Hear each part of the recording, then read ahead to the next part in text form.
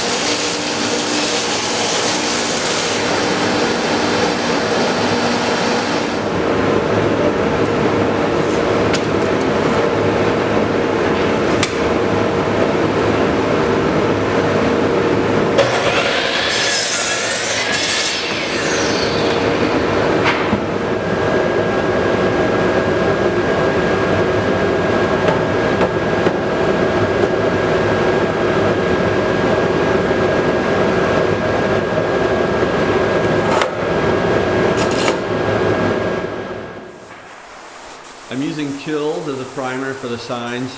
I like Kills a lot for a couple reasons. Number one is it blocks the stains. So what'll happen is that the stain from the pine pitch will slowly leak through the paint if you don't use the Kills. So the Kills will keep it a nice bright white, where if you didn't use it, slowly the sign would turn yellow. And I also like the Kills because, especially on a finer finish, it dries pretty, I'm going to call it hard, but it dries very sandable. It just works really nice. You can sand it smooth and get a really nice surface to prep for paint. So I plan to make several signs for the entrances and a sign for the loading dock.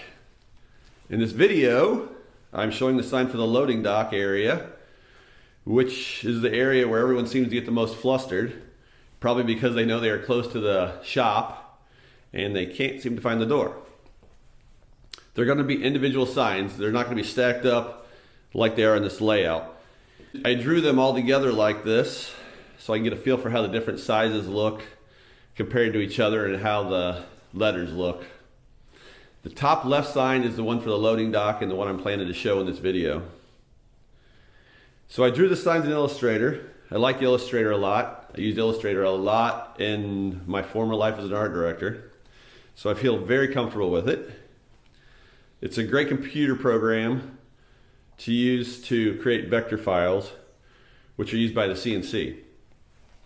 So I drew them first in Illustrator, and then I import them into Aspire, which is the program which will generate the cutting paths from my layout. It imports super easy into Aspire.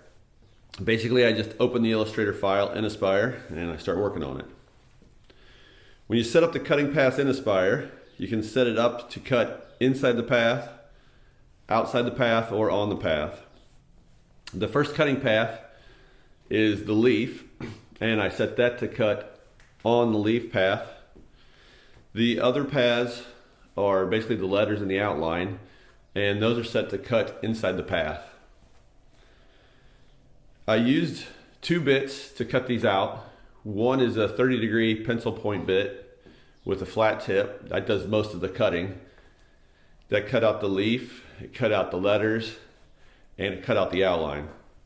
And then I also used a 1/4-inch straight cutting bit, which I used to cut out the profile. Basically it just cuts it out from the blank. The thing I think is really cool about this Aspire program is that when you get it into the computer and start messing with it, you can set it to run the cutting paths, and then you can preview the cutting paths, which is super handy because you can tell how it thinks it's going to cut based on what you've told it you want to do and what tools you want it to use. After it's cut out, I plan to paint it, and it should look something like this when I'm done.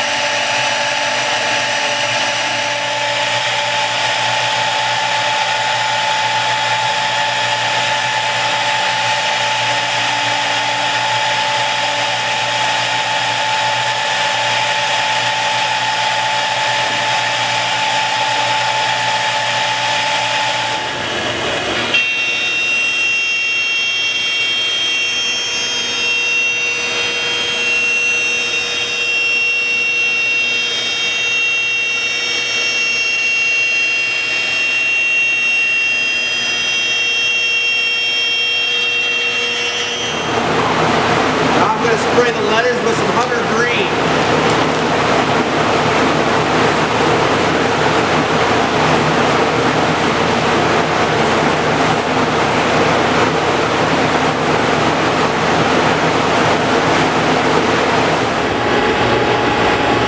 So I've been painting this with a hard foam roller right here, kind of loaded it up with some white paint. And I've been rolling over it using almost no pressure. So it's got to really sit on here, roll it, but don't push down. Nice and light touch.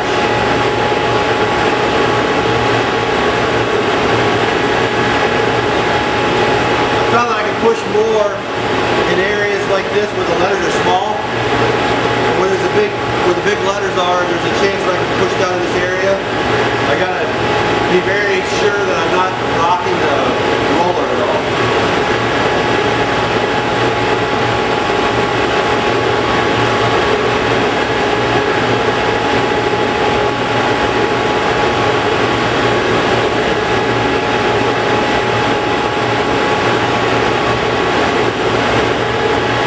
Super light touch. I also tried using rubber roller, something like this, a hard rubber one, and it didn't hold enough paint, and it didn't apply the paint evenly enough. This foam one works great. I'm thinking that right here might be a good spot. So that when people come to the loading dock and they're looking around, they're wondering where to go, at least they'll know to head back this direction. Right there. That's going to be the spot.